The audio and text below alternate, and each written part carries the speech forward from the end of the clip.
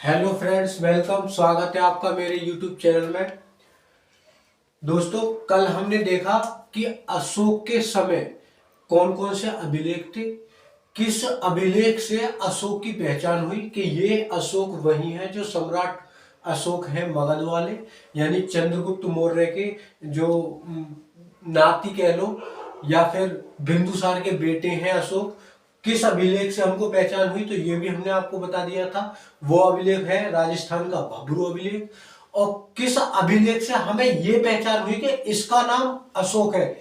हमें इतनी पहचान ना हुई कि ये अशोक कौन सा है, बल्कि हमको इतनी तो पहचान हो गई कि ये जो अभिलेख लिखवाए हैं ये अशोक नाम के किसी व्यक्ति ने लिखवाए। अब अशोक सम्राट है या राजा है या रंक है, ये अभी तक हमें पहचान नहीं हुई। तो वो हमने आपको कल 4 अभिलेख बताए थे। एक तो एमपी का गुर्जरा अभिलेख, एक मास्की अभिलेख, एक नेतुर और एक उदयगोलान। ये नेतुर, उदयगोलान और मास्की अभिलेख हमने आपको कल बताया कि ये कर्नाटक में थे और गुर्जरा अभिलेख एमपी में थे। इन 4 अभिलेखों से इतना तो पता चला कि ये अभिलेख जिसने भी लिखवाए वो अशोक नाम का व्यक्ति था, लेकिन ये पता नहीं चला कि ये मगध का राजा ही अशोक था या सम्राट अशोक था। ये जो पता चला कि सम्राट अशोक ने लिखवाए ये सारे अभिलेख, वो पता चला है राजस्थान के भब्रू अभिलेख से।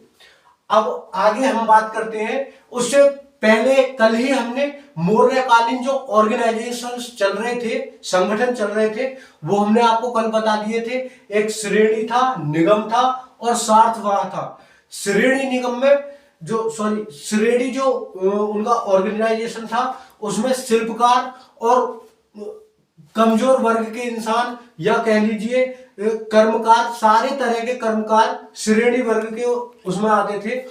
और जो निगम जो था, निगम में आते थे वो व्यापारी जो उनसे जो श्रेणी क्रम में लोग आ रहे हैं, वो जो व्यापारी उनसे खरीदेंगे वो निगम में आते थे। और सार्थवाह में वो आते थे कि जो ढेर सारे 10-20 लोग मिलके, 10-20 व्यापारी मिलके बाजार अपना माल बेचने जाए, उनसे खरीदकर जो शिल्पकार और सभी प्रकार के कर्मचारी थे, यानी कह सकते हैं श्रेणी वर्ग के जो संगठन में थे, वो जो उनसे खरीदेंगे और बाहर मिलकर जाएंगे बेचने, वो सार्थवाह श्रेणी आते थे, सार्थवाह संगठन में आते थे।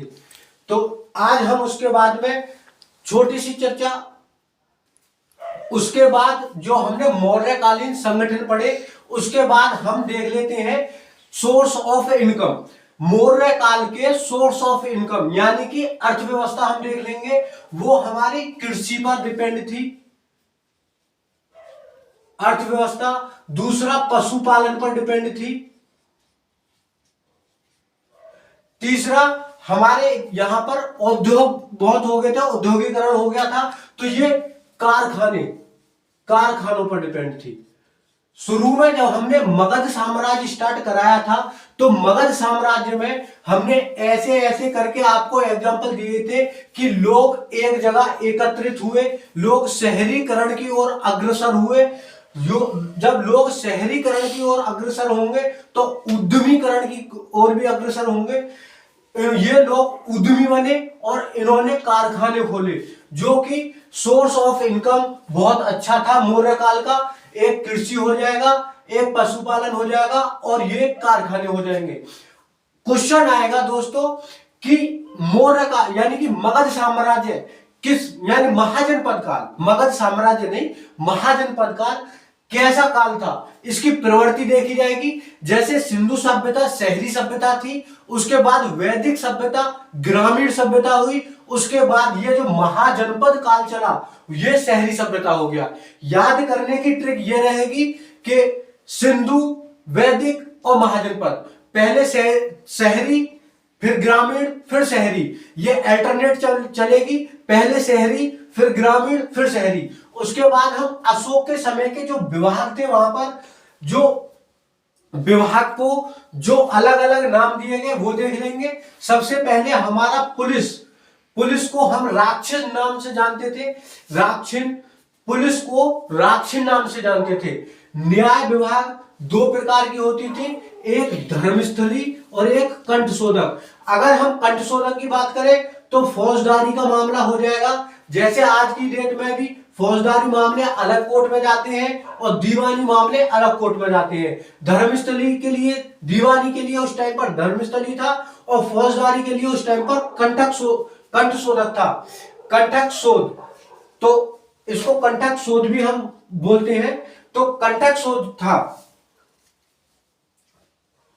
अगर हम दीवानी की बात करें कि दीवानी क्या था, तो दीवानी में वो वाले सब केस आएंगे जैसे हमारी जमीन के केस, हमारे प्लॉट के केस।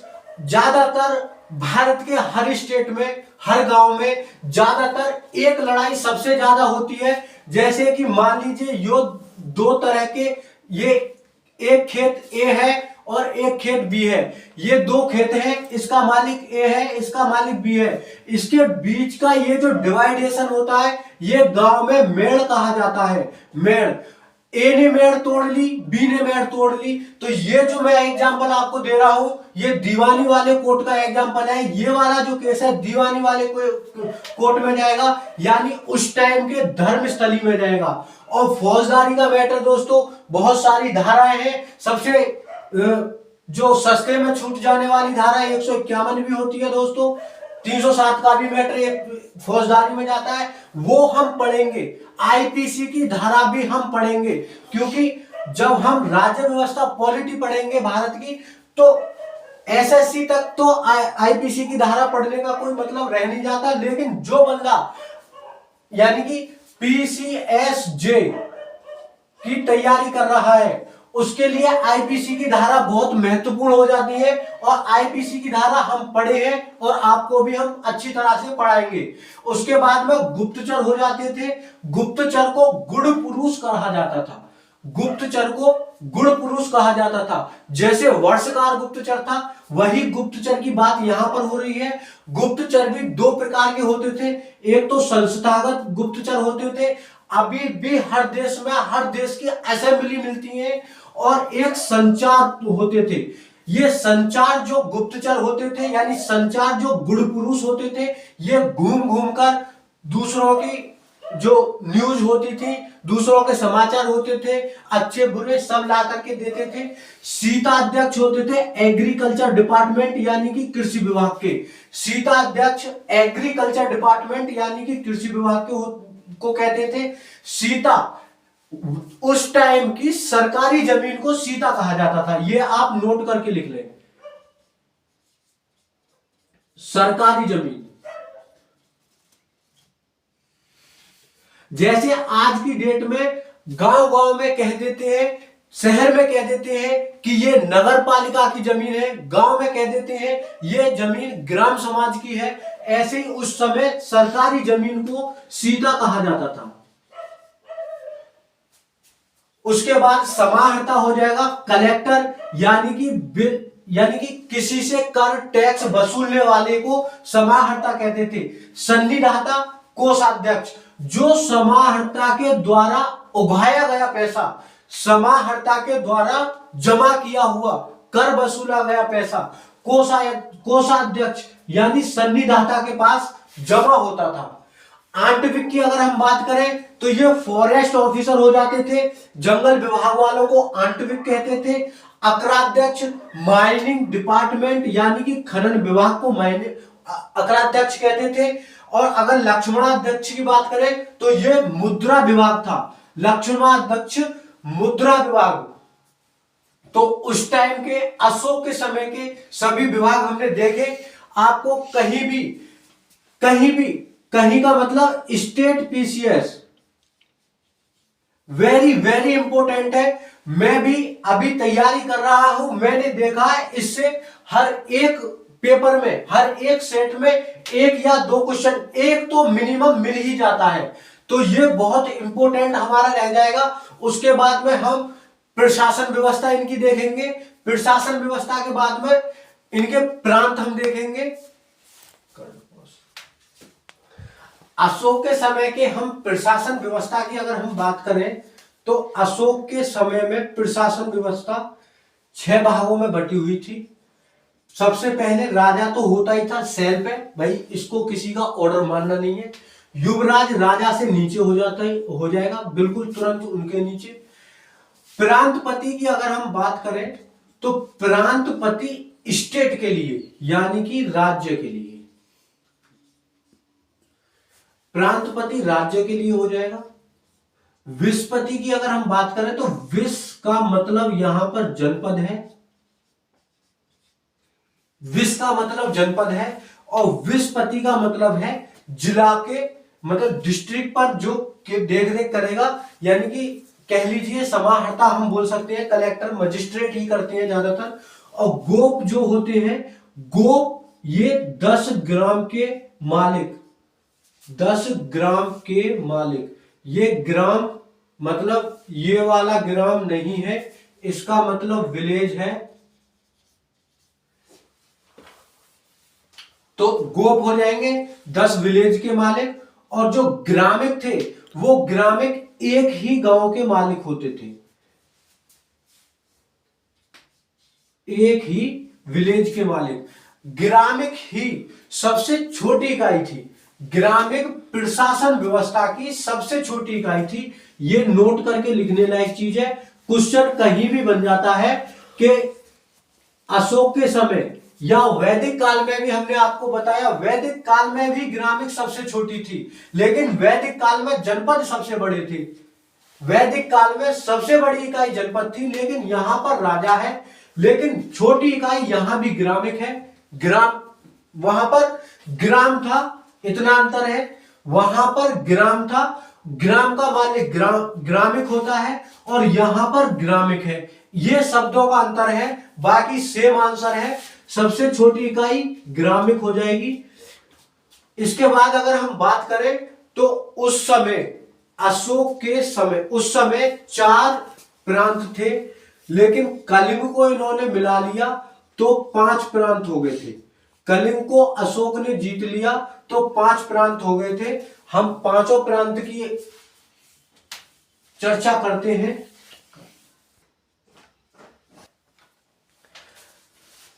उस समय के, अशोक के समय के हम राज्यों की अगर हम बात करें तो पहले 4 थे, लेकिन कलिंग को उसने बाद में मिला लिया तो 4 + 1 = 5 अशोक के समय के स्टेट थे, राज्य थे। तो अब हम उनके हम राज्य और राजधानियां यानी कैपिटल्स हम देख लेंगे। सबसे पहले उत्तरापथ की अगर हम बात करें तो उत्तरापथ हमारा मैप पे देखेंगे, थोड़ा मैप पे हमारी नजर भी होनी चाहिए। हालांकि मैप हमसे बनाना आता नहीं है, फिर भी समझाने के नजरिए से देख लेंगे। जैसे मान के चलिए ये हमारा मैप है, ये उत्तरापथ हमारा इधर ये हो जाएगा। यहां की जो राजधानी थी, उत्तरापथ की राजधानी तक्षशिला थी। तक्षशिला हमारा पाकिस्तान में। और उसके बाद अगर हम दक्षिणापथ की बात करें तो ये इसकी राजधानी, दक्षिणापथ की राजधानी स्वर्णगिरी, स्वर्णगिरी महाराष्ट्र में, स्वर्णगिरी महाराष्ट्र में। बीच में अवंती की अगर हम बात करें तो ये अवंती वही है जो चंद्रप्रद्योत के द्वारा बृहद्रथ के, ये जो अवंती है यानी कि एमपी का क्षेत्र, ये उसी टाइम बृहद्रथ, हमने गलती से बोल दिया था बिंबिसार था, वो ऐसे याद रहा क्योंकि हर्यक वंश से पहले हमने आपको बृहद्रथ पढ़ाया था। मगध साम्राज्य का संस्थापक जो रियल नहीं था, इसलिए उसको बात को भूल जाएंगे आप। लेकिन बिंबिसार जो उसका हर्यक वंश का संस्थापक था, उसके जमाने में जो चंद्रप्रद्योत ने ये अवंती उसको मतलब सरेंडर करके दे दी थी, ये अवंती यहां पर हो जाएगी। और हम अब प्राची की बात करेंगे। प्राची पूर्वी प्रदेश जो हमारा मेनली मगध था वो यहां हो जाएगा। और कलिंग की बात करें, इसकी पाटलिपुत्र राजधानी हो जाएगी। कलिंग की बात करें तो कलिंग हमारा ये हो जाएगा तोशाली।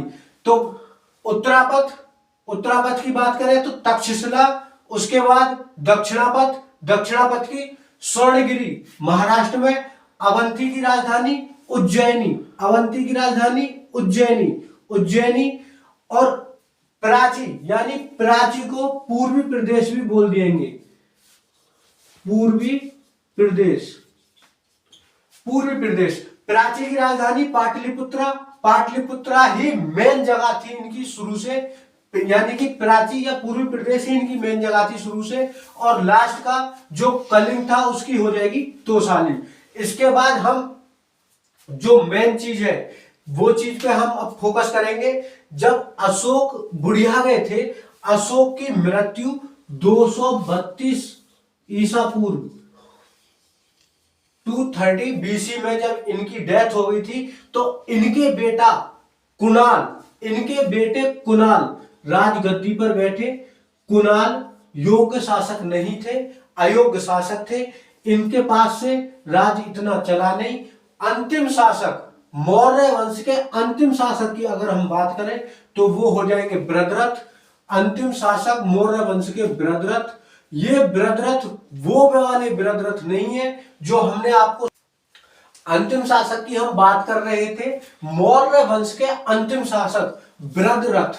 ये बृहद्रथ अलग है और वो बृहद्रथ अलग थे जो हमने शुरू में बताया कि मगध साम्राज्य के जो संस्थापक के ऐतिहासिक ठोस सबूत, ठोस साक्ष्य नहीं मिले हैं, वो वाले बृहद्रथ अलग थे और ये वाले बृहद्रथ अलग हैं। ये मौर्य वंश के अंतिम शासक हैं बृहद्रथ।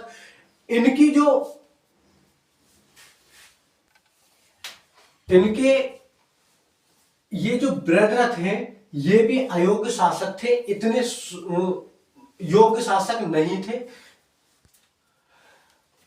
बृहद्रथ भी अयोग्य शासक थे।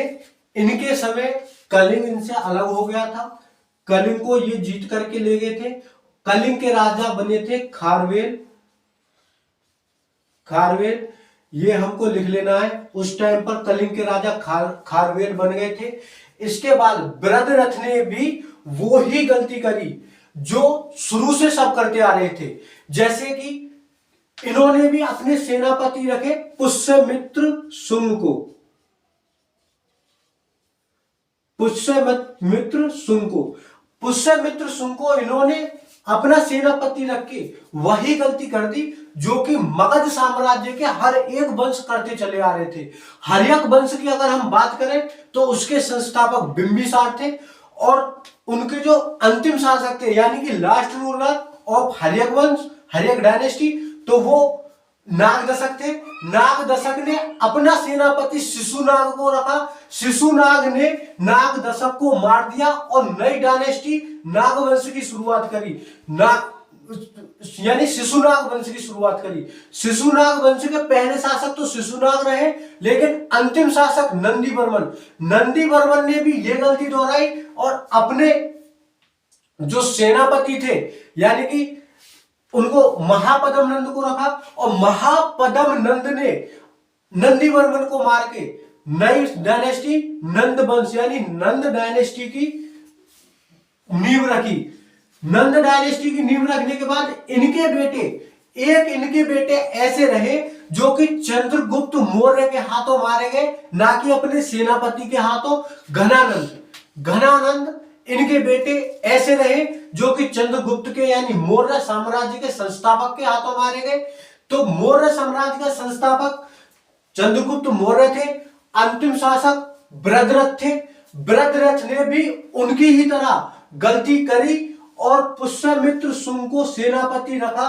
और पुष्यमित्र शुंग ने, देखिए, जब सेना परेड होती है ना हमारे यहां पर, आपने देखा होगा 15 अगस्त 26 जनवरी यानी कि इंडिपेंडेंस डे और रिपब्लिक डे को जब सेना परेड दिल्ली पे होती है तो उसी टाइप की एक सेना परेड थी। तो पुष्यमित्र शुंग इनके सेनापति थे और इनकी देख रेख में बृहद्रथ को ले जाया गया उस सेना परेड में और देखा, मौका लगाया इन्होंने अपनी सेना को। उस समय हमने पहले भी बताया था कि उस समय सेनापति के हाथ में ही सारा कुछ होता था। अपनी सेना को इन्होंने पट्टी पढ़ाई कि बृहद्रथ भाई को मार दिया जाए। तो पुष्यमित्र शुंग ने सेना परेड में इनको मृत्यु का घाट उतार दिया और नई डायनेस्टी शुंग वंश यानी शुंग डायनेस्टी की नींव रखी। शुंग डायनेस्टी की नींव रखने वाले पुष्यमित्र शुंग थे। ये मगध की गद्दी पर पहले ऐसे शासक थे जो कि मगध से बिलोंग नहीं करते थे। The first ruler was the Pushyamitra Shunga, जो कि मगध की एरिया से बिलोंग नहीं करते थे, ये एमपी से बिलोंग करते थे। तो इन्होंने अपनी राजधानी पाटलिपुत्र को तो रहने ही दिया, बल्कि उसके साथ साथ विदिशा को भी अपनी राजधानी बनाया गया। यहां पर यह क्वेश्चन हमारा बन जाता है कि किस शासक ने, किस डायनेस्टी के संस्थापक ने अपनी राजधानी दो दो बनाई।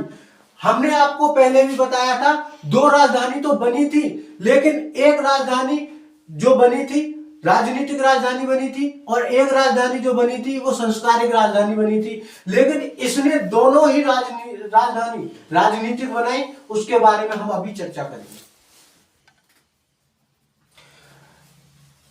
अब हम प्रारंभ करेंगे शुंग वंश यानी कि शुंग डायनेस्टी। इनके जो फाउंडर थे, संस्थापक थे, वो हमने आपको अभी अभी बताया, पुष्यमित्र शुंग।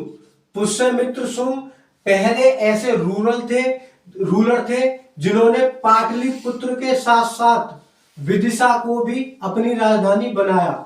पहले रूलर ऐसे थे जो कि पाटलिपुत्र से यानी कि मगध से ये बिलोंग नहीं करते थे, ये एमपी से बिलोंग करते थे।